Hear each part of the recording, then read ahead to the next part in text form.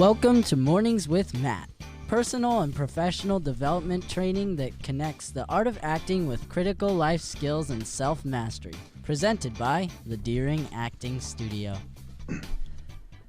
Okay, good morning, everybody. We have on our show today a high school graduate who graduated with a C+, solid B grade point average. And, his name around here is Dakota George, but really he's more well-known, I should just say, as a level 16 Dungeons & Dragons warlord. He goes by Frankenstein Moltken on the D&D circuit. Frankenstein Molten, otherwise known as Dakota George. Let's give him a round of applause, please, Joey. You went the wrong way. Joey always forgets to go to my sound effects. There we go. No, we got to get the big one. Oh. We got the big applause for Dakota George. Okay. Come on, Joey. Come on, Joey. You said that one sounds too fake. Dakota George, good morning, my friend. What's up, man? What an intro. Dude, What an intro. What a bio. I read the beginning of George's bio here, and it says, in the beginning, I was born in 1996, graduated with a solid C+/B average. Hey, man, started off strong. I don't really bring up my grade point average anymore. Once I'm beyond it, I'm like, yep, okay, good. We don't have to talk about that anymore. Hey, it's a transformation, I just coasted a lot in school when I was younger. And that's good. I like the way that you brought that up on purpose, so you could say, hey, this is where I was, here's where I am now. So why don't you go ahead, dive into that a little bit. Yeah, I honestly, in school, I never applied myself. I was definitely there were some things that I did and I did really work pretty hard for, music. I was always very passionate about music in high school and grade school, and even college a little bit, and the sciences as well. I did enjoy the sciences, a lot of chemistry, but in just reading, writing, math, history, unless it didn't naturally just come to me, I didn't really try too hard. I just kind of made the grade, and that was it. And that even, I started to work harder in college, because I was like, oh, college, sweet. Okay, I'm doing my own thing. I'm doing classes that I want and things that I'm actually interested in. And I started to work harder at those, but then I soon realized that I did not like what I was doing in college. I went for a bachelor's degree in criminology and criminal justice with a double minor in psychology and chemistry. And about junior year, second semester junior year, I woke up and just had a panic attack and just thought, I do not want to do this for the rest of my life. I don't enjoy this. I love Flagstaff and I love NAU, but I hate going to school for something and getting into so much debt, because I've just taken out loans to do school, because I did the not smart thing and went into college when I was young, not really figuring out what I really wanted to go for. Yeah. I just kind of did it because my sister was doing it. And I was like, oh, yeah, that interests me, definitely. And I was interested in it for a little while, but that soon faded off. And I have not finished. And I just, the last 2 years of college, I just coasted by. There was an attempt at my senior year, but it wasn't a good one by any means.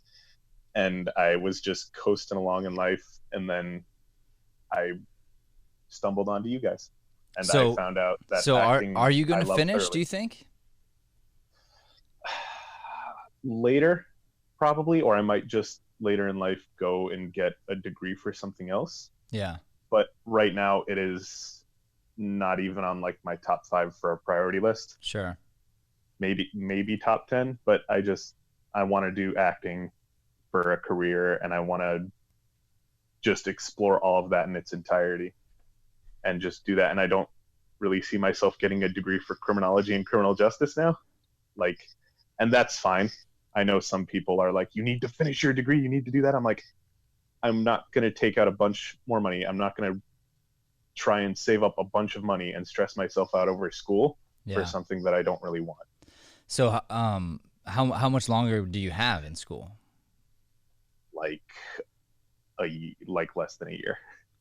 So I'm right there, but I'm like, I dread it. I tried one like about a year ago to do it just for like a semester, and I took like 2 classes, and that was just way too much, and I did not enjoy any of it. Yeah. And I was like, did you finish those courses or no? One of them, yes. Okay, so you got a little closer. Yeah, but it's so just not a thing on my priority list, and just something I don't want to do. Yeah, I understand that. I have a theory about this, actually. It's interesting. Joey and I went through this a little bit together. Joey, why don't you put yourself on camera so everybody can see your beautiful face? You know, it's funny because I didn't even have myself on camera before, and then I was like, he's probably going to use me in the show, so I put it as a 2-shot. Well, you're so handsome. I mean, you bring up the level of good looking on the show. Geez. Helps Wow. out. Oh, So Joey was going through this deal where he was, on the edge of graduating high school, and legitimately, it's funny, you don't need the degree. You don't need the degree in anything to do anything really, unless it's one of the major doctor, lawyer, or whatever, right? And we were on the edge of this thing, and he had all the knowledge. He was beyond the knowledge of all the high school graduates. I mean, he was a couple years past, or maybe a year past other kids at that point. And my thing that I told him was, I was like, I think you should finish just so you tell your brain that when I start things, I finish things. Like just to give yourself that win to say, when I start things, I finish things. And I was like, it doesn't matter how long it takes. So like for you, yeah, maybe you take 1 class a semester for the next 6 years, and eventually, like at the end, you're like, I'll just take 3 classes and get it done with. But then you'll be like, you'll just get that thing done, and it's like, when I start something, I finish that thing, and probably those things, those skills you learned have helped you in some ways, I'm sure. If you really dig in, you're like, okay, I became probably a better writer, probably got forced to read some things. The chemistry class is definitely helping me in my profession now, what I'm doing. Just critical thinking, stuff like that is important. But then there's this idea of,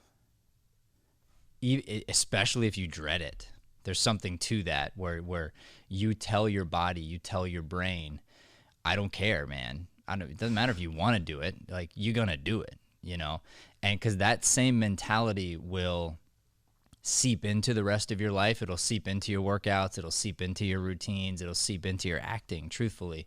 And you'll start to develop the mentality of, when I start something, I finish that thing. So it's probably not what you thought you were going to hear from Matt Deering, but you did. What do you think, Joey? Why don't you chime in on this? Because I talked about you, like, how was that experience for you? Yeah, I mean, I did not want to do it either. It's sort of the same type of thing. I just had kind of moved past it a little, where I was just like, I mean, it's already been 2 years, so I don't see a point in going back now. Like, I already am way past that. Now I'm to a different point in my life. And then sort of through your guidance and a little bit of honestly just telling me I kind of had to do it a little bit, I did it. And I still failed multiple classes along the way towards the end. Multiple. And especially algebra. And but I definitely value the work ethic it gave me, because I would have to get up on most mornings at like 4 and as like a have to, so that I could do at least 2 hours of schoolwork before I came in here, because a lot of the time we're in here all day. So I was like, well, this is kind of my only shot. So it taught me a lot about time management. I learned about personal finance, which was good. And I got a diploma, which I still haven't seen yet, thanks to the coronavirus. So I'm pretty excited for that to come in the mail, which I did not think I would be for. So yeah, there's definitely a cool thing to working hard for something you didn't think you wanted, but then like honestly, I'm kind of anticipating the day that it comes in the mail. We're gonna slap that thing on the studio wall. Put it in a right right next to the listen sign. Just No, the it's gonna be diploma. it's gonna be right next to my daughter's drawings that I have on the wall. I think it should go right It's like in the princess, this, and then it's gonna be like Joey's diploma just kind of mixed in there. I think it should be right on the best of our valley wall, There you like go, right yeah. in the middle. You know? Under all the awards, just have Joey's diploma right there. Yeah, it's hard. It's hard though. There's not much room on that wall anymore. That's on true. the- There's too many. Too many awards, put up, man. Too many Come on, awards. Joe. There we go. All right.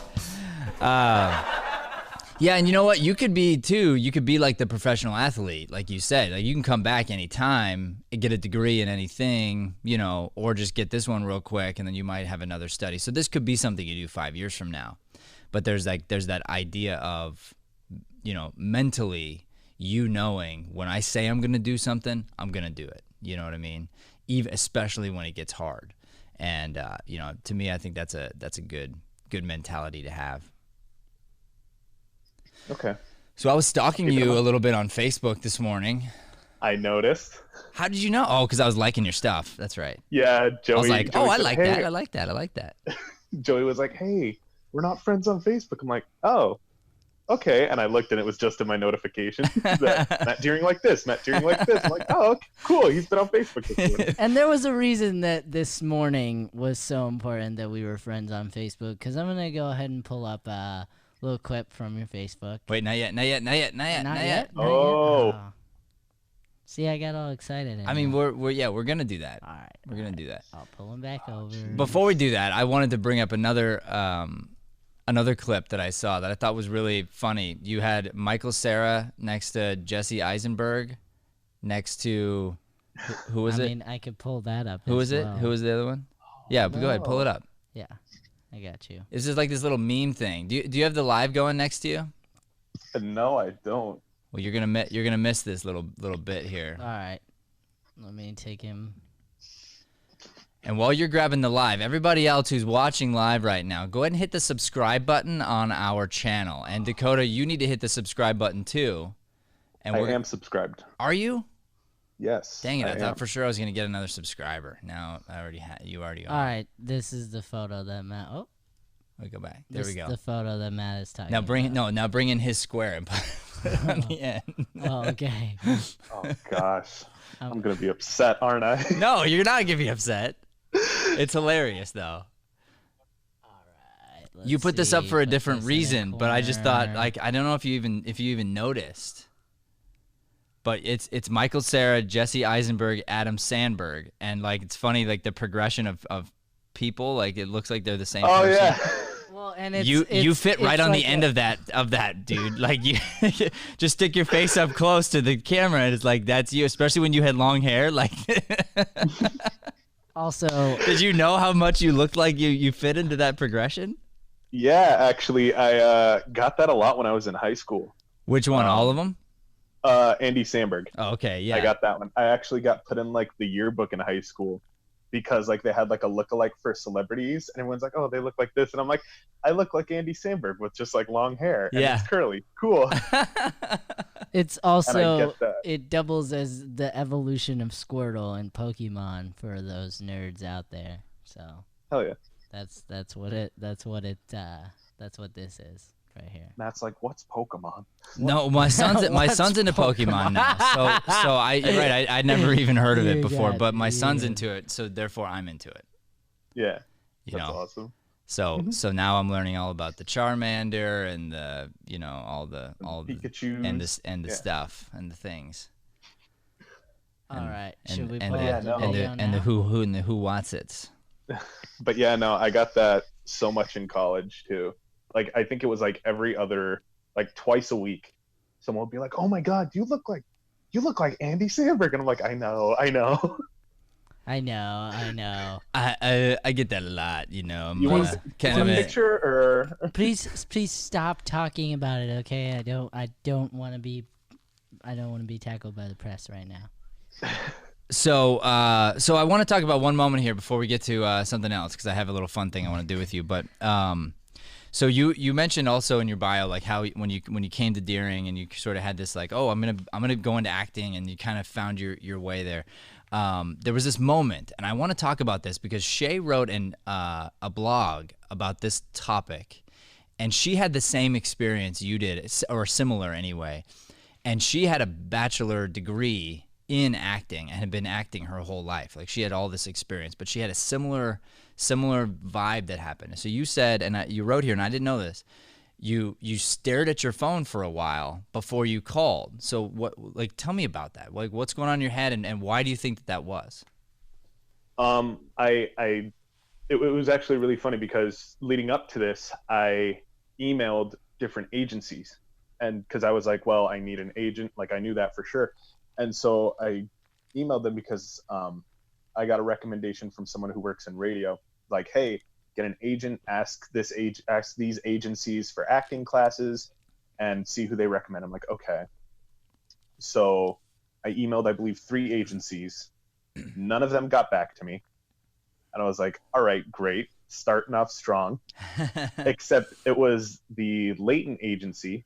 Her son, Dustin, reached out to me and said, hey, I do voiceover classes, like online. So do you want to do that? I'm like, yeah, okay, sure. So I thought about it, and because it seemed like really out of the blue. And so I ended up going with that a little bit. And I'm like, this isn't really enough for me. Like, it was cool, but it wasn't like acting training, like going up on a stage, having someone direct you. It was just like little videos. And I appreciate those. And they were really good nuggets of information in there that I still use a lot when I go to warm up and stuff like that. But I was like, okay, now I have to look for acting classes. I don't even know where to start. So I just Googled acting classes near me, and your guys was the first one. And I'm like, okay. And then the anxiety set in, like, okay, I'm going to do this. This is a thing I'm going to do. I have to do this if I want to be an actor. And I remember dialing the number, and like on the phone, you have to hit like the call button. So I remember just like looking at it for a little bit and just, I can back out now and just live a life, like just do something else. And I kept going back and forth. I'm pretty sure I paced around my room a little bit like I usually do sometimes. I was like, I need to do it. And so I called, and it rang for a bit, and I'm like, okay, great. This is whatever powers that be are telling me, nope, don't do it. And then Shay was the first person I heard, and she was like, hey, hi, welcome to Deering Acting Studio. And now, I was like, let me ask you a hi. question. Did she answer the phone, or did it go to voicemail and she called you back? I believe she answered the phone. I'm pretty sure she did. Interesting. So like, I could be wrong about that, but I'm like 99% sure that she answered the phone. Now, are you just saying that because she's your scene partner, or? Well, no, because I want to hers. bring up a point here actually, which I think is interesting, and this is it's in the world we live in now. We seem to want to automate everything. You know, we want a machine to do most things, and I think it's a good thing actually. Like, we're trying to find ways to innovate, to open people up so that people can then be more productive and do more things and invent more things and whatnot. But think about this, like the importance of the fact that Shay answered the phone that day. You know, here's this person on the other side, and if the phone just didn't get answered, I don't know if you left a message or not, but imagine you didn't. Imagine she picked up here. Let's just say that that's the case. Had she not picked up, and you're like, I'm not gonna leave a message, forget it, you know, and you're like, the powers that be, I guess they just didn't want this to be the case, you know, you would have just taken it as that. And we sometimes can think of our, like, any job as being this thing that's like unimportant for whatever reason. Every job is so important, and the little things that we do in life make such a huge impact. You know, it's like that whole butterfly effect, you know, butterfly flaps its wings and it's like the world feels it, you know. And so as a business, I want to talk to all the businesses out there. It is important. It's so important that you answer your phone. You know, when people are calling you, when they're reaching out to you, you know, especially like my belief here is that certain people are called to us. You know, it's not an accident that we happen to pop up on your screen, you know, for the acting classes near me. And it's like, that's something we were honestly like, Not even good at, Dakota, to tell you the truth, because I just looked into it recently, and our analytics were not great actually online. Like we considering the presence that we have, actually, like we've got this massive presence, and some of the things were not connected properly actually. So I was like surprised. I'm like, oh dang, like we've done a lot considering we were pretty much word of mouth, and so. Like the fact that popped into your feed, the fact that it was right there, like there was a reason, there was a reason that this was the path you were supposed to get started on, and you could feel it. That's the funny thing. Like you're literally looking at the phone going, this is going to change my life. Am I sure I want to open this door? Yeah. And it was, and thinking back on it, I know it was Shay because I remember her just like how she answered the phone, and she'd be like, oh, who am I talking to? I'm like, oh, Dakota. And she's like, oh, I love that name. That's a good name. Of course. And we signed up for classes, and I was like, yeah, where are you guys located? And she's like, oh, we're located off off the 101 in Shay or whatever. And she's like, yeah, just like my name, Shay. And I was like, oh, okay, this is cool. I like it. Yeah. I like her. That's awesome. It's funny, Shay, and she'll be the first to tell you this. We did, because I do sales training, so it's so funny. Like I would work with her phone calls. Like we worked and worked and worked for and it was probably a year worth of just training. And I told her when she walked in, this is interesting too. I said, hey, just so you know, you're gonna lose us a lot of business. It's the truth. Like it's going to, but what I wanted her to know was that I know that ahead of time. You're allowed to make mistakes. That's okay. That's all right. I don't, I've been doing this for forever. I know it like the back of my hand. I'm the owner. There's a lot of different things I can bring to the table when I answer the phone. You don't have those skills yet. But I said, I fully expect on the other end of this, when you're trained, you're going to be exceedingly better than me at this thing. And I'm like, we might run into some tears, which we have. We might run into some pitfalls. We have, literally we will lose clients. We have, like, no big deal. And now when for real, she's better at emails. She's better at phone calls. She's better at the things that I trained her on. And it's so awesome and inspiring to be a part of a team of people who just want to be pushing themselves and getting better and pushing themselves and getting better. And, she answers the phone, but she is absolutely the chief of staff at the Deering Acting Studio. And that's a legit title because she runs so many things. I mean, at a really, really high level. She's now, and I promised her she would be this. She's now so valuable to the marketplace, like it's incredible. And I would tell her, I'm like, I'm gonna make you better, to the point where I'm forcing myself to have to pay you more. Like that's my goal, because I'll know that you're now you're too valuable. I gotta pay you more, and I'll know that, and you'll know that, and we have to keep pushing ourselves to that place. And she's now, like, I know she could get a job for twice as much someplace else any day of the week, but she's a believer in what we're doing and a believer in where we're going, to the point that, I hope to pay her 10x what she's making now. But that's like, it's like a really, really cool deal. And I don't know, I get sort of chills when I hear these stories of people staring at their phones. Cause honestly, Dakota, Shay had the same experience. Have you read her blog on that? I have not. You got to look that up on the Deering Studio site. Look up the blogs. I don't know. Do you remember what it's called? It's something like when you're a beginning actor and like that feeling you get when you walk into a studio. So for her, she called and she did the whole thing too. And then she sat in the parking lot and just sat there, and she almost left. And she was like crying. She was like calling her mom. And she walked in and she was actually greeted by Leanne, my wife. That was the first person she was greeted by. And she had that same feeling you had. And she's like, oh, okay. Like I'm gonna make it. It's gonna be all right. And yeah, and now she's doing that for other people, right? It's like, it's how cool. Sorry, go ahead. Mm-hmm. Nah, and I heard you guys talk about that a lot, especially at the beginning. And when I got and it was like, okay, we're gonna have class now. It wasn't a nervousness like, oh, I need to go. It was like, all right, this is my life. I'm excited for it. We're doing it. Cool. Like it was that nervous, exciting, like, okay, this is the next step of my life and what I'm going to do and what I want to do, and I'm going to make progress in this. And I remember just going in there excited. So awesome, dude. Yeah. Well, you've been a real blessing to our studio thus far, and we're expecting big and great things from you. Hey, tell me about that tin can behind your head. What is that? So Yeah. that is a guardian angel that Awesome. my family has gotten me since I was a wee lad. So it's been sort of in your room since you were in a crib, or what's the deal? Yeah, Okay. basically. Yeah, nice. And you've kept it with you. Do you Mhm. know who the guardian angel is? Nope. No. Never looked at it. I was just like, the guardian angel. Just put it up there. So It's what does fine. that so what does that mean to you?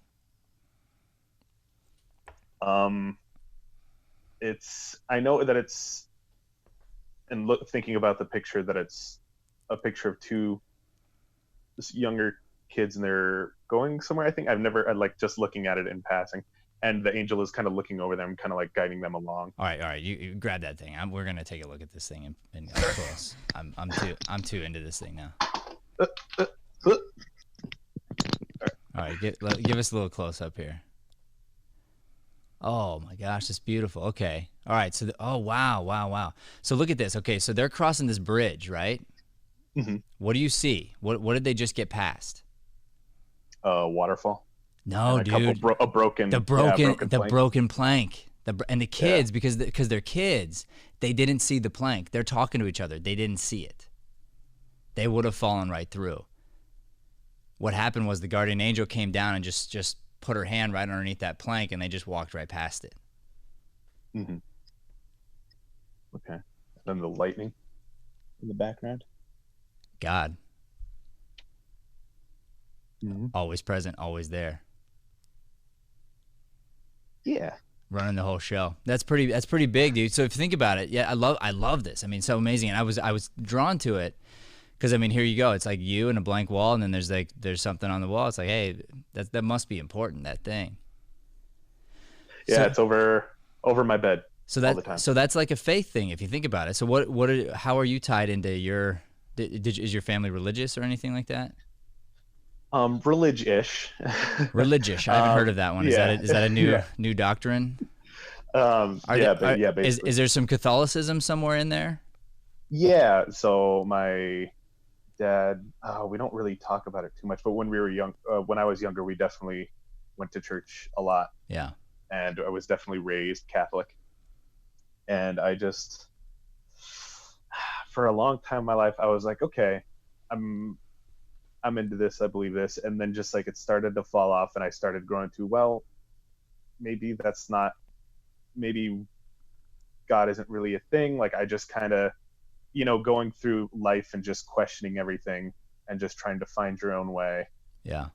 So it was a lot of, okay, maybe I'm agnostic for a little bit, maybe I'm atheist, maybe I'm this. And I looked at a bunch of other different religions. I was into Buddhism for a little while, and I was like, oh, this is cool, I like this. And it was just, I didn't know really what to believe for a long time, and I'm still kind of finding my way through that. I think And that's awesome, by the way. I just want to encourage you and say I think that's really, really cool. I believe in being curious. I think we should be curious. But now if you think about this, you should also be curious, why have I kept this thing? Yeah. Why have I, so I keep doing these other things, but why will I not let go of this thing? Why is this thing so important to me to be in my room? You know what I mean? And I think what happens to a lot of people is when they get curious and they dive down different paths, they start to figure out that there isn't necessarily like a specific religion that has it perfect. Because I think if a religion had it perfect, we'd all just be that religion. That's kind of my take on it, you know. But I think most of them actually have it right. Like most of them actually kind of get it, and they're just trying to put like human words on something that human beings can't really, they're not capable of doing, you know, so they do their best. So finding your way to the one that really works for you and connects you into what, you know, what this thing is interesting. But usually I think what happens is if people stay curious and you keep trying to get to the other side of it, you'll find that logically, as I try to figure it out logically, there's no other answer other than there has to be, because nothing else actually makes sense in my life, and my life feels very empty without having some sort of a faith behind it, you know. And that picture is a good representation of this idea of like, okay, so there's this power that's always around, and then I don't know why, like it's not fair. that I'm still around? Why am I even here? Why do I get to wake up this morning and do what I do? I don't know. Like, truthfully, you don't know, and you don't know where you're going to go, and nobody really does. Like, there's this whole thing, like, what is life, And then there's these big planks that are missing, and you don't see them coming, and some people fall and some people don't fall, and it's like, that's not fair either, So you have this guardian angel on your shoulder who's helping you and guiding you, and I think part of our job as human beings is to learn to listen intently to that thing that's inside of us, trying to help us, trying to guide us, trying to, connect us into this thing. Like, hey, you're supposed to go down this path, and they're like, and you're like, but I can't look at. All the planks are missing over here. Like that, like this way. This is the way I thought I was supposed to. No, you're supposed to go that way. But there's all the missing planks. Like, don't worry about it. Don't worry about it. We got you. Just walk in faith this way, and trust, and we got you. And I think God does that. Like, God's going to knock you off your horse if you're going the wrong direction. Mm-hmm, mm-hmm. And it's funny that you say that, because I was actually thinking about that too. Like, oh, well, you could take the easy path, or you can go this path that looks not good, and it looks like there are planksmithing in it. And honestly, that's how I felt with acting for a little bit. I was like, because I got an interest in it about sophomore year in college, because I was following a bunch of voice actors and like just how much they love their craft and like what they could do with their voices and just everything like that. And me, I've been making dumb voices for myself and my family since I could probably walk. And so I was just like, okay, well, that's a skill I definitely have. And I'm like, and I just grew into a passion. I just kept thinking, no, come on, get a job. Like, I was like, oh, I would maybe change like my major, because I was still in the beginning stages of college, so I could maneuver easily. I was like, oh, get an arts degree. And I'm like, don't get an arts degree. Get something that you'll use, like a criminal justice degree. And so it was just like veering off that path for a while, and then coming back into it like, okay, now I just have to blindly go into a little bit. Right. And it's funny that you also say that, because I've recently been reading Pulitzer Prize-winning plays. Mm-hmm. I got like 11 of them, and I'm loving each one so far. So great.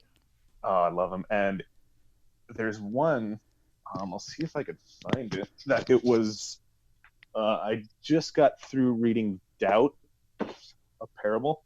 Mm-hmm.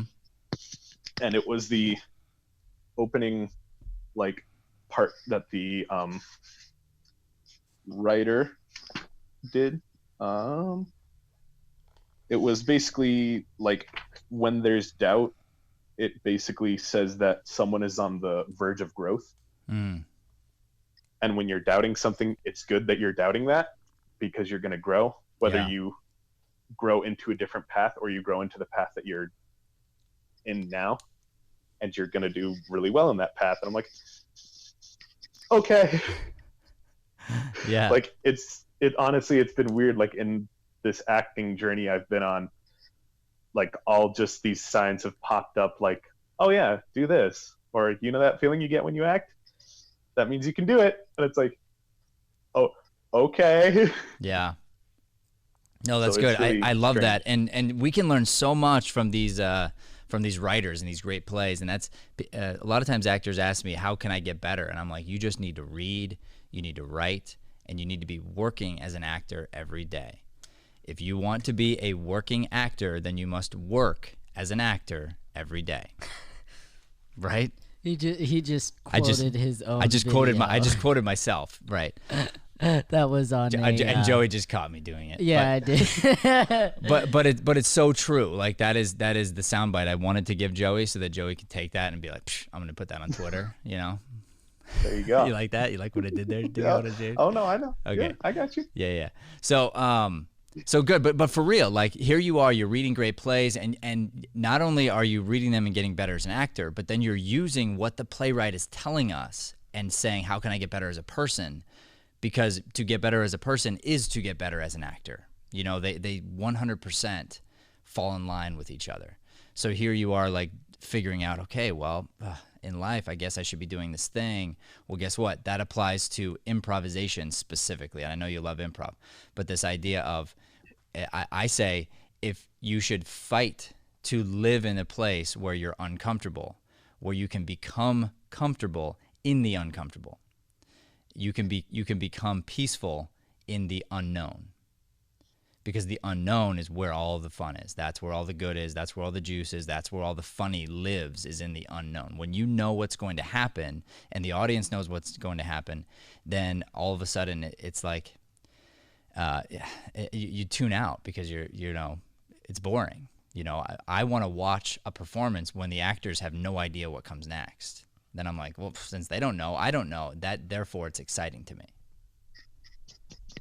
Oh yeah, 100%. Because you want something interesting to watch, and I noticed too when you said like, oh, you tune out when something's boring. Like, yeah, I've done that a lot in my life.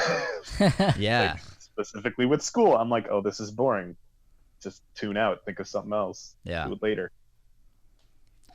Awesome. All right. There's a beautiful song in Frozen about going into the unknown. I recommend it. Frozen 2, I believe. That's Frozen 2. Yeah, Frozen 2. Yeah. Joey, you should sing it. Joe, I'm good. that's a great idea, actually, Joey. Could you give us a few bars here of the Frozen 2 song that you're speaking of? Yeah, I actually don't know it. But you know enough to just kind of hum a bar or two. It's just like into the unknown. Good, and then another Into the unknown. There we go. See, and he knows because we had Shay on and I pushed her buttons all the way till she sang that Joey's like, he's not gonna let me off till I sing. Yeah. Oh yeah. It ain't over.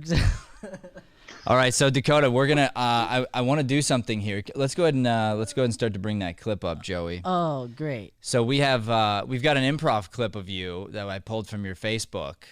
I think this was your first performance with Chaos Comedy, I believe, and it's really fun character. Do we have the audio going okay on that? Yeah, I'm gonna when I pull it down, you'll hear it. Okay, let's go for it. Let's play. All this. right, sounds good. This is Dakota James' first improv performance with Chaos Comedy. Tell me what your problem is. You see, I've seen so many people for this issue, and it's just, I don't know. I just feel like I'm not getting anywhere in life. You know what I mean? I'm just stuck. Yeah? You know what I'm saying? Yeah. And, Yeah, so stuck. 9. You're right. It's not good.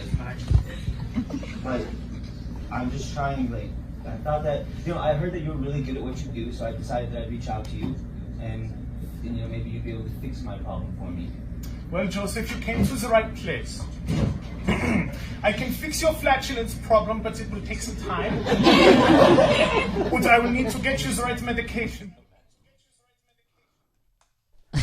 Okay, so I really like this character that you have here. So I thought maybe you usually on the show, Dakota, I have the actors asking me some questions, but I thought since you're the expert and you are such a psychiatrist such as you are, that perhaps you could give me some help, some therapy. Yeah, and I can give you the therapy. Yeah.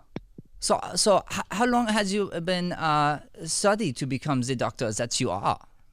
Oh, going through the whole field in college of the 4 years, and then you go to psychiatrist school, so that's an extra 4 years too. So that's 8 total. That's a lot of years. So for me, I get bored of the school, and so I want to do some new things, So I got into the criminology, and I had a bunch of minors on my end, and I was doing the chemistry, and then I just said I quit, I'm done with this. What advice would you have for me, and in my life? The doctor. I'm serious now. I'm feeling lost. I'm feeling like I have nowhere to go. Well, you should go out and do what you want. How do I know what I want? How can anyone know? Go and try new things. Go experience life. Like what? Like what? Like new Go things? take a Like cooking class. the cooking? I do like to Yeah. cook. I cook all the time. I don't need to do a class for that. Then go travel. Is Go it- find a place to go. So I know I don't need school. That's your advice to me. Depends on what you want to do. If you want to be a doctor, you need school. If you want to be a lawyer, you need school. I don't want to be a doctor. I don't want to be a lawyer. Then you don't need to go to school for those. So I don't. So no one needs school. Just doctor. Just lawyer. 9. The engineers. Oh, the engineers. They do. Yeah, see, they do need school. I do not want to be the engineer though. Chemistry, biologist. No. 9. I tell you what. I do have this hidden desire I've been keeping inside for a very long time. What desire is that? It's very stupid. It's silly. 9. 9. No, it's embarrassing to me. 9, 9, 9, 9. I keep it in my closet. I don't bring it out. Oh, your closet, my God. I've always wanted to be a puppeteer. Then go be a puppeteer. What do you mean go be a... Nobody can just be a puppeteer. I can just come out and be a puppeteer. Then go get a puppet, man. I have puppet. I keep him in my closet. Well, show me. All right. But this is very embarrassing to me. I Fine. have a little bit of... I can do a little bit of ventriloquist. Yeah? Here, I'll show you. My puppet name... show me. His name is Joy.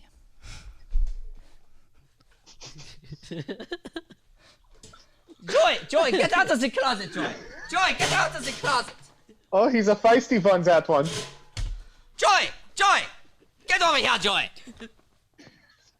So this is part of the bit. I yell at the puppet, okay? And it's like, I'm in charge of the puppet. The puppet, he only speaks when I tell him to speak. If he speaks out loud, before I tell him to, he gets smacked. Isn't that Yeah. right, Joy? Yes. Did you see that? You could hardly see my mouth move when he said, Yes. I did not say to speak. Did I say to speak? No, I did not, Joy. You Oh, see? you are very good. Am Yeah. I feel good. It feels like entertainment, nah? Yeah. You should be a puppeteer. I would like to be a puppeteer, but who could just be a puppeteer for their living? That's so it seems many. unrealistic, you know? So is that fella, Jeff Dunham? John Hamm? Who's John Hamm? He's a comedian, John Hamm? American comedian. No one looks at Americans, right? Isn't that right, Joy? Oh, he did not speak when I asked him to speak. You know what happens? He gets tickled. That's what I do. I tickle the puppet, see, and then he laughs in my own voice. Oh, the puppet went back to his closet. the puppet moves. I throw him. Yes. It's one of those things.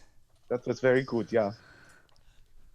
So anyway, I love that character. I was like, we gotta play with that character. That's pretty fun. I can't believe that was your first show, bro. That was a really good show. Yeah, and honestly, Yeah, it was. Yeah, I'm a good improviser right Yeah, out of the bro. gate, bro. what's up?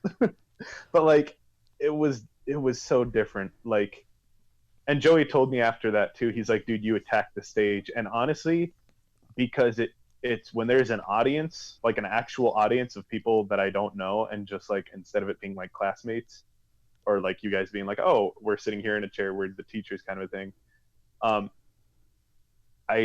It's just different. Like everything just like, okay, we're good, we're going, let's go with it. And it's just such a different energy where I'm like, okay, nothing could possibly go wrong right now. Nothing I can go absolutely wrong. love that feeling. Yeah. Yeah, right. Well, when And you I have love the that when you feeling. have the faith and the trust in everyone's like, okay, I got your back. That's how nothing can go wrong because it's actually the opposite of that if you think about it. Once everyone understands that everything's gonna go wrong, but we got your back. So like, I know I'm gonna fail, and you know I'm gonna fail, but I know you're gonna get my back when I do. Then really nothing can go wrong because something's gonna go wrong, but we got each other's back. Mm-hmm. Yeah. 100%. And I also too was thinking like, I'm just here to support kind of a thing. Like if something goes wrong, I I got these guys. Yeah. Like because there have been times in class where a scene has been really awkward, and it's just like, well, I even said this is awkward, and no one did anything, and I'm like, just don't be that person. Still awkward. Yeah, exactly. And Brian was like, you guys know he's been like screaming at you guys to help him, right? And I'm like, yeah. So I'm just like, okay, I know when it's wrong, like it's not a good scene, and like when stuff's starting to hit the fan. So that's when I go in. Yeah. And just add something or just end the scene totally. And one of the most selfless things you can do as an improviser, and this is as an actor too, you said I showed up to support, right? I mean, that's the best mentality you can have as an actor. When I get on stage, my goal is always, how can I make the other guy look good? If you have that mentality, you're going to look good by default, but you're not focused on you. Your ego goes away, and it's like, how can I hook you up? How can I set you up? So in improv, when it's its worst, when you don't have an idea, when you are stuck, when the person out there is just bombing, your duty under God as an improviser is to jump on that stage and go like fail with them and fail hard. That's the idea. If the ship is sinking, you got to go, I'm jumping on the sinking ship, baby. Let's do this thing. And then we pour extra water in it and see how fast we can get the ship to sink. And what's interesting is a sinking ship makes us all nervous. Like a sinking ship with one person on it makes us all nervous. But a sinking ship with 40 people around it dumping extra water into the sinking ship is funny. Because they're like, why are they doing that?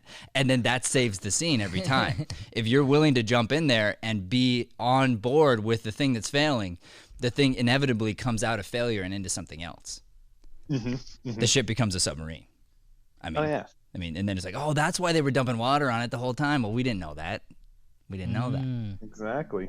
I mean, where do I get these analogies from, Dakota? Nobody knows where they come from. They just like, it's like, pfft.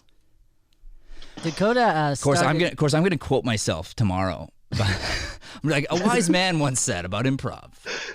A wise, very handsome, really cool guy once said. Like, I mean, just unbelievably good looking, really. Just, oh God, like, I gotta stop thinking about him. I mean, he's that good looking. All right, so you were saying, Joey? I was just saying that that stage that Dakota was standing on for that show, that was the first time we had a stage, and it was because Dakota came with his truck so that we could have a stage. That's right. So that was fun. I spent the afternoon getting a stage with Dakota and continued to joke with him that if anything got broken or lost, I put it under his name. Oh, that's nice. That's nice. And he even called Shay, and she was like, "Oh, thank God, his name's on it." And I'm like, "It was so funny." I was so happy when she played along. That's hilarious. All right, so we're gonna just blast through a couple questions here you got for me, and then we will wrap this show up. Dakota George. Oh man, what you got? Obviously, what you got for me? With the whole coronavirus going down and how everything's kind of not doing great right now, like, how are you feeling, man? Like, physically, mentally? You know what? Coronavirus aside, I've been fighting the battle in my mind because my knee never healed, so I'm gonna need more knee surgery. So I have been unable to get my athletic outlet. Like, I'm not even allowed to go on long walks. Like that, the doc said, sorry, you can't do that.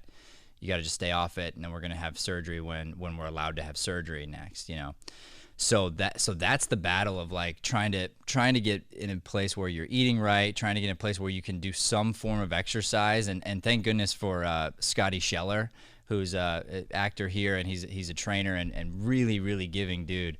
I mean, if anybody needs training, we should go to Scotty or Jared. Or Jared. Incredible men, both of them, and they lift up the people around them. And so, as a matter of fact, you're wearing a shirt there, aren't you, for Jared? Yeah. Altered Athletics. Altered Athletics, baby. Baby, optimal gains. Optimal gains. Optimal gains. Yeah, but like the amount of giving like is incredible, you know. So Scotty went hunted down these bands for me, which I haven't used enough, so I'm sorry, Scotty. But he hunted down these bands for me, recorded video of himself, like free personal training to help me, like, you know, exercise a little bit. But the truth is, it's a mental battle because I'm a little bit sad that I can't exercise the way I want to. Like for me right now, as soon as we're done with the show, I want to go on a run. Like that it makes me feel good. It clears my mind. Like a little bit of sweat helps, you know, just like it makes you feel good to think that you're like doing something. And just not being allowed, like my 1-year-old can outrun me, you know, and it's like, ugh, like it's a bummer, you know. I mean, his 1-year-old is a absolute. I'm an absolute freak of powerhouse. nature. I do deadlift lots of things. He literally, Dakota George, this is not a joke, I swear.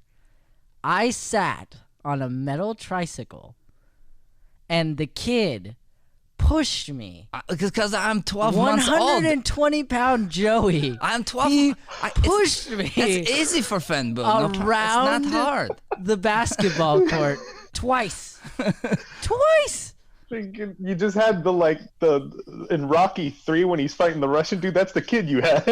No, of course that does just not. like, I've been doing that for my whole life, you guys. He's going to the NFL. Bush. So honestly, like that's been tough. Like that's been my battle. But what's been helping is me helping other people. So me reaching out and being honest. And so when someone asks me a question like this, I don't lie about it. You know, I'm not like, oh, I'm great. Like all cookies and you know, I'm going through my own. Happy to be alive. I am happy to be alive though. That is true. That is true. You know, and that is a choice. Every day you wake up, you're happy to be alive. You go to God first, and then that becomes the case. And when I go to bed, I set myself up to be that the next morning. No matter what happened, that's the goal. So truthfully, that's my battle, but I feel like I've been fighting it well. And I think, you know, I followed some of my own advice where I was like, we decided to give, which because you know that's going to make you feel better, you know. And then surrounding yourself with really good people such as yourself and like our team and my wife, like anytime I was down, be willing to right away be honest about it, right away talk about it, and then just get kickback of like either positivity or honesty or both, you know, like, hey, stop doing what you're doing, you know, let's be honest with yourself, or dude, let me fill you with positivity. Either way, you know, we have a quick reset button. So I'd say I'm doing excellent, feeling very, very good, definitely battling every day, but I think you know, you battle every day with or without coronavirus. So yeah, definitely. That's where I'm at. How about yourself? You know, man, I'm feeling good. I'm still working, and I'm very thankful for that. But I'm just having such a hard time keeping up with the grind. Like I started off so strong when the coronavirus, and I'm still like, oh my gosh, everyone's like all moping around, and with good reason. Like it's a virus, it's a pandemic. That's a good reason. But I was just like, I felt like freaking on fire. Like just doing everything, working on my craft, doing everything extra, going to work at the same time. And now it's just like a struggle to keep up with it. And I'm finding myself like, okay, now you got to start working on acting. So did you, now you got to start working so did you on fall acting. into Like, some bad habits? Is that what happened? a little bit. Yeah. Okay. So here's what you do. Here's what you do. I got a reset for you. Ready? Here's a mirror. Stop being lazy. That's the thing, and I'm just like, No. That's it. Headspace That's out. it. It's done. It's done. You just have to say it's done. So what you're gonna do is shock the system. You got to shock the system. So now to start with, the first thing back is something big. So whether that be a fast, whether that be a, you know, like an extended workout, whether that be like, okay, I'm gonna wake up super early, I'm gonna read like an entire play in a day, like whatever it is, like something that's gonna be big, like a big like jolt. It's like giving yourself a shot of adrenaline, and it's like, okay, I'm back. Because what happens is you gain momentum or you lose momentum, and people underestimate the power of momentum. That's why I'm so quick to admit when I'm feeling bad, so I don't lose my momentum. I'm terrified of losing momentum. So here you've admitted it. Boom. Now you have to do this for yourself. You got to give yourself the shot of adrenaline. What is going to be hard, but what is going to be like, if I do this thing, I'm going to feel great. And the perfect example of this is, and this has been one of my struggles, right? When you've worked out, say 7 days in a row, and you've gone to the gym or you've done some form of workout, it becomes easier to make healthy eating decisions.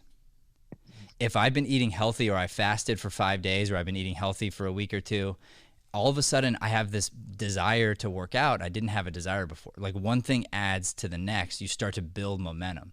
If I try to do it all at once, a lot of times I'll get overwhelmed and I won't do it. But if you're consistent and you do something like that, then all of a sudden like it'll fall into place. So here's my exact recipe to take you out of the funk. All right. Okay. Rewrite your schedule. Start from scratch and go, okay, where I am right now, what would be challenging but would work out, and let me look at life now, because life doesn't look the same as it did a month and a half ago for anybody. I don't care who you are. Like I haven't talked to one person who has told me that their sleep schedule has not been interrupted. And that includes me, a guy that gets up at 3 a.m. You know, my sleep schedule has been interrupted because sometimes with what I've had to do has kept me up till 2. Well, you can't wake up at 3 if you're up till 2. Like that doesn't work, you know. And so everybody's sleep schedule has been interrupted. Therefore, you kind of got to make adjustments a lot. You got to realize that right now there's a lot of movement happening. There's a lot of wind. You got to be adjusting your sails consistently.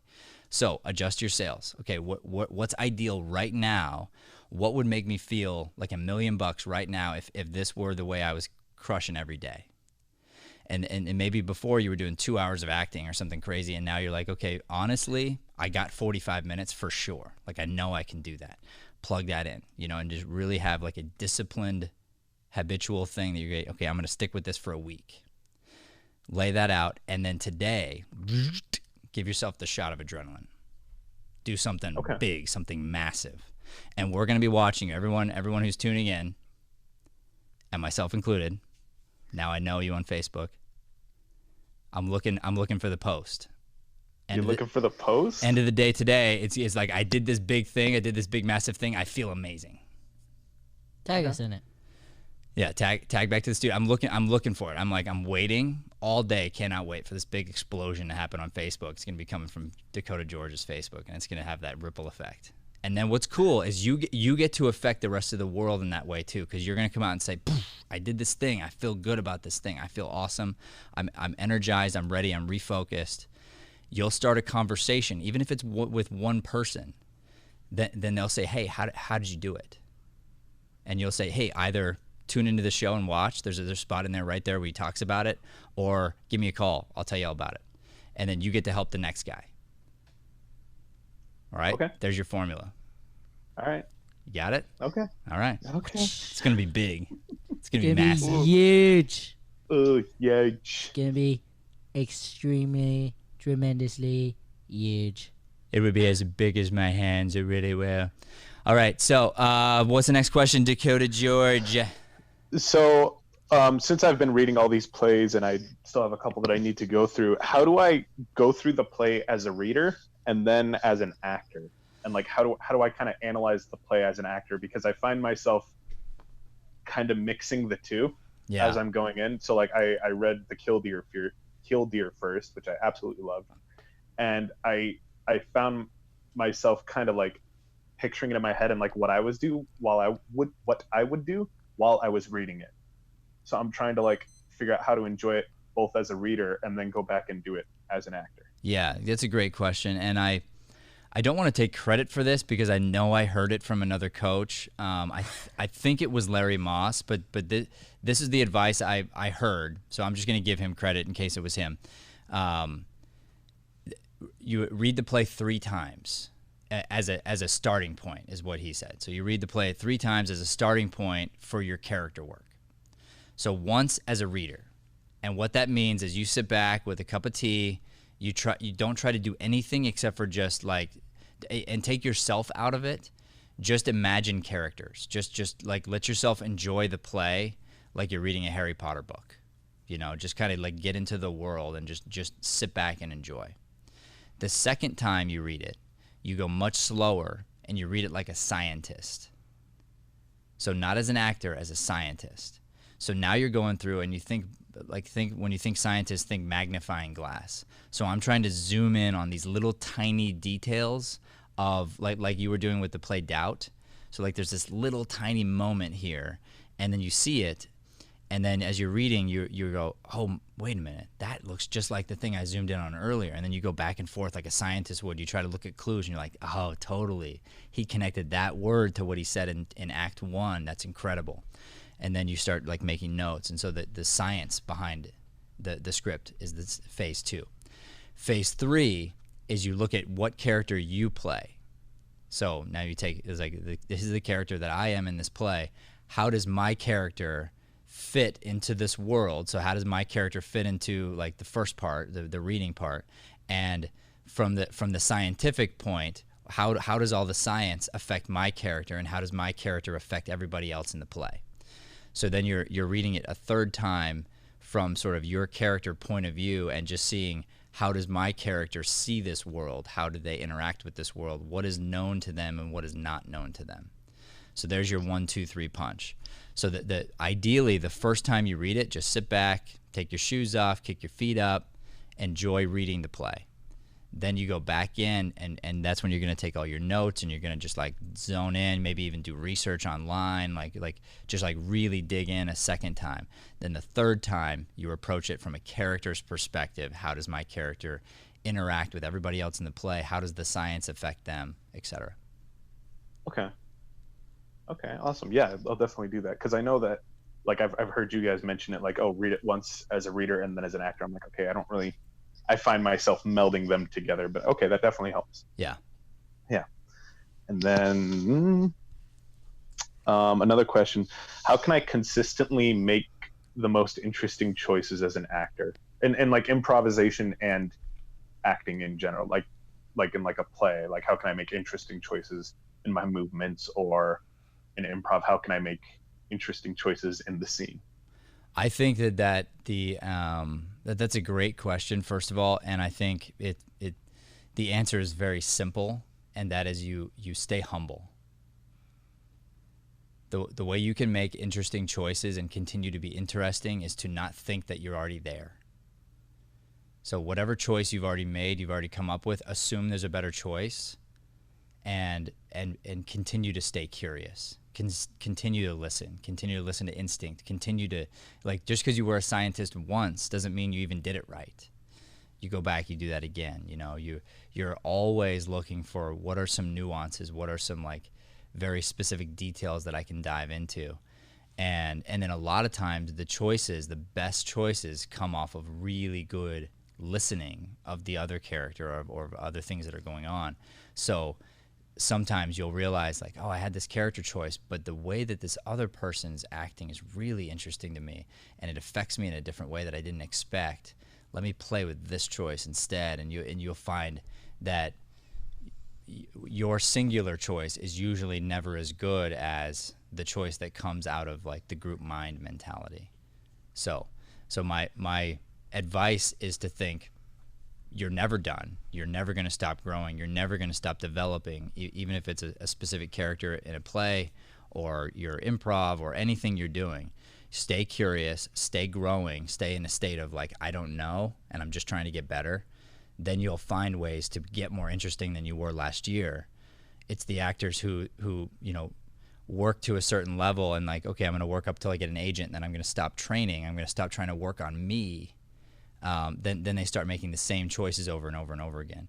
And I mean, you see this in every level of acting too. I mean, you'll see it in actors' careers where they rise up to a certain like TV role or something, and then they drop off. But before they drop off, they play like the same character over and over again in a few different things. But it's because they stopped trying to figure out what was going to make them interesting, and they started trying to think of what's going to make them money. Mm-hmm. Yeah, and I think that's definitely kind of a fear for me with my acting, is that I'll get stuck, and then I won't be able to get myself out of that rut. So I want to try and keep things interesting, and I guess that all boils down to like learn from other people a lot. Totally. And you look at it and you go, the gig, whatever the gig is, I'm grateful for it, but it's work. It's all it is I'm not gonna give it more than it deserves. I'm not gonna raise it up as if it's, the end all be all. The gig, that's all the gig is. I'm grateful for it, but ideally I haven't idolized the gig. I'm as I get the gig, I'm working. While I have the gig, I'm working. After the gig, I'm working. I'm working on me, working on bettering me as an actor, so that during the gig, I'm already on to the next 3 or 4 things. I'm not just like focusing on the one gig. 'Cause that's what happens too, is like people focus on this one gig, they get it, then they focus on the one gig, they wait for it to come out in the theater 2 years later, and they keep talking about the gig, the one gig they did, and it's like, it's great, you know, and you're real loud about the gig, you got the gig, good job, and you make yourself sound famous, but the truth is, you know, on the inside you're unhappy and you're hollow because you're not working on you, and you're bragging about this thing that you did do, instead of like actually living in, you know, we're talking about it today, living in the grind. The grind is something that you need to fall in love with. You got to figure out the work is the happiness, the growth, the progression is the happiness. Once you figure that out, everything else sort of falls into place, because all the like happy, like icing on the cake stuff, that just comes to those who work for it. Mm-hmm, mm-hmm. Yeah, I agree with that, definitely. All right, dude. Well, I appreciate your time today. Did you have another one, or are we good? Yeah, you got I do one more? have another He's got one. one more. All right. Hit me. Yeah, Hit me. We'll be quick. Sorry. That's okay. Let's go. How can I gain confidence in myself as an educator when I have so little experience? So people have come to me, some students have come to me outside of class and have been like, hey, can you help me with this, like with this voiceover, or can you help me with this accent, or I really want to work with you outside as a scene partner, and I've working with that person, and they're like, oh, so what do you do, and like how do you like approach this and do this, and like how can I gain confidence in like the teaching aspect of it, and like, okay, here's what I know, like specifically for the accents or for the voiceover, because I'm not a dialect coach. Sure. And I've never gotten a gig in voiceover.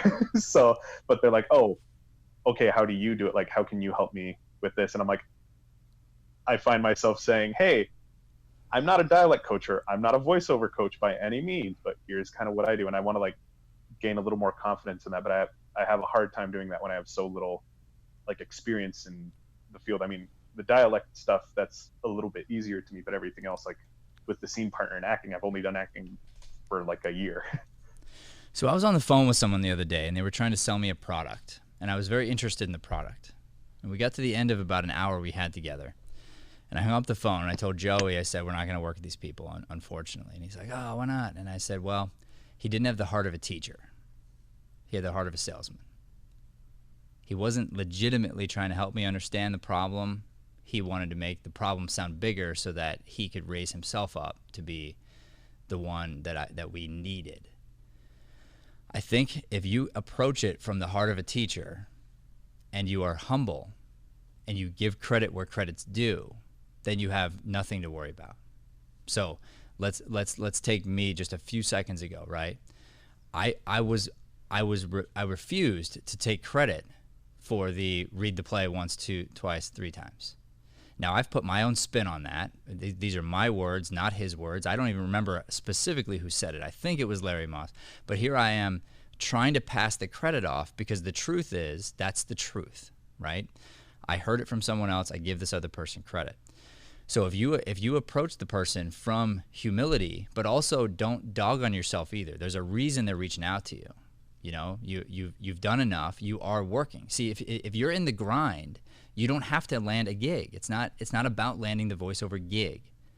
Someone could have 100 voiceover gigs and not have the heart of a teacher, and not have the ability to teach and help and like reach out and really inspire people, right? And you could land 100 gigs and then stop training, stop bettering yourself, and then you'll fall off, and the next person will come in and fill your shoes. So give yourself the credit that you deserve. You've been grinding, therefore people are curious, and they see your progress, and they go, hey, what are the Wheaties you're eating? Tell me about that. And what are you going to tell them? You know, I mean, you got to tell them the truth. You got to say, hey, here's what happened. I did this. I stared at my phone for a while. I called this number, and I did this thing. And now I'm grinding at this level. Now I get it. Like, hey, there's a price tag attached to it, but you putting your money down actually is going to make you better. I don't know what I don't know, but I'm happy to help you in this area. So what do you have a question on? If I know about that, I'll tell you about it, you know, and then you can say, I think it's this, I'm not sure. Like, here's what my coach told me, you know, here's what I heard from whoever. So, you know, you can, that to me is very safe. And you're not saying like, this is the way it goes. I think that, again, that's the danger of some of these acting coaches who have their own like style and like this is their thing, and like they try to put it into a box. It's hard to put something into a box that's going to be always and forever expanding and changing and adapting. So, and they want to say, this is the way you do it. If you don't do it this way, you're doing it wrong. Well, I would hope that they would be curious of their own method and think, hopefully they grow and change, and a year later they have a better way of preaching their own method. Even if their method is the best right now, hopefully the best teachers will be teaching that they'd be teaching, my own method will be better next year, whatever my method is, right? So that's how you approach it. You approach it from humility, you approach it from honesty, and you say, here's what I recommend, here's where I studied, here's what I did. What you want to be careful of is being taken advantage of. You don't want to be the gateway for someone to just sort of like, you know, take advantage of you and your kindness, and like, and you just like giving away, you know, free stuff ad nauseum when they should just be doing the work themselves. Because sometimes that, you know, you could say, all right, like, and they're like, hey, will you do this with me? Will you do that with me? And they want to skip steps, you know, they want to skip having to go to class. They want to skip this. They want to skip that. And you could say to them, like, I would love to be your scene partner, dude. Like, that'd be awesome. Once you've read 5 Pulitzer Prizes plays, call me. Mm-hmm. And then nobody will call you. Yeah. Because the people reading Pulitzer Prize winning plays are in class. You know what I mean? Like that's the truth. So you don't want to get yourself stuck in that place where you're doing the work and then people are leeching off you. But as far as being a teacher, dude, like truthfully, I would love to bring you in and train you to be a teacher here. Like, I'll just say that right here on the air. Like let's do it, man. Let's do it. I'm serious, because if you have the heart of a teacher and that's something you would want, you have that in you. That there's something about that is very special, and you don't have to have done it. You have to be willing to share with somebody else. You have to be willing to love someone else and to give them everything you have. And I have that. I believe you probably have that. Like, let's say you were going out for a gig, okay? And then somebody asked you, and they were paying you for a private lesson, okay? So they're going to pay $100 for an hour to do a private lesson. And you're going out for the same job they are. Will you give them all your tricks? Yeah, I'll tell them, hey, you got to put in the work, because trust me, I don't got tricks. But here's the gig. Like, you're going out for the same gig, is what I'm saying. Yeah. On the same day, and you've broken down your script and you have your choices. Are you going to share those choices with the other person? A vast majority of them, yes, if it will apply to them. Because obviously for acting, and I know I'm kind of nitpicking your scenario, which, trust me, I hate it when people do this, but like things that'll work for me might not work for you. True. You know, and so why hold back on anything? Maybe that I don't want to overwhelm them with it. Okay. That's fair. As long as you're not doing it for selfish purposes because you want to secretly land the gig and you don't want them to get it. Do you know what I'm saying? So I can tell you that with a very honest heart, that if I land the job or Dakota lands the job and you train with me, I am just as happy, maybe even more happy when you get the job versus when I get the job. It fills me with the same amount of endorphin, you know, jump as if I got it myself. Some people don't have that thing. Some people do the thing and they train and then they get jealous of the other person that did the thing better than them. If you have the other side, if you can be just as happy for the person, because here's what I would do, is similar to you, but I would just give it to you. I'd be like, here's all my choices. Here's how I broke down the script, but this is for me. Now let's take you and let's break this down for you. I'm going to tell you exactly why I did it for me. You could steal my choices, but I don't think that's in your best interest. Let's try to work this thing out for you. You've got my choices in your back pocket. Let's see if we can beat my choices for you. Okay. You know, and by me approaching it that way, unfortunately, I might get that gig. Because by me approaching it that way and me helping you find a new answer for you, I might make me better. unintentionally. You see what I mean? And that's yeah. that idea of being totally free, having the heart of a teacher, being willing to release completely and saying like, it doesn't affect me in the least. Like, as a matter of fact, I'm hoping you get it, you know? Mm-hmm. Mm-hmm. Okay. Definitely. I'll keep that in mind. Thank you. All right, ladies and gentlemen, we're going to have to end here as awesome as this show has been, because it was a very good show, Dakota. Yeah, so good. Thank you, Matt. And I'm not sure we're going to do any more shows, because now I just want to be a puppeteer for the rest of my life. Then go do it. My puppet, he's fighting against me, but he's very good puppet. That's not happening. Did you know my puppet is actually he's single? Did you know that? My God. I know. It's like, how could someone as cute as my puppet be single? I don't know. Ladies.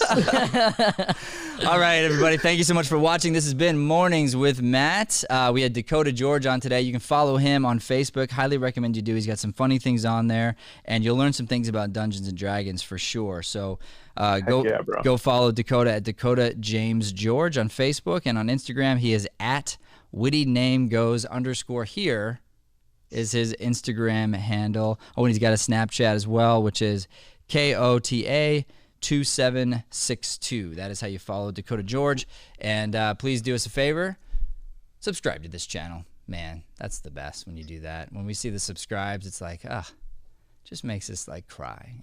We'll have an episode. We're gonna have a cry episode if we get 20 subscribes by the end of today. So I need that. Just and everyone we will just be walking in and crying. We're just gonna do just a full hour of crying, just like take turns. We will be looking at the end of the day for Dakota George's video on his progression from today. Yes, we will. The big slam progression video on Facebook. And so here's the deal with the crying video.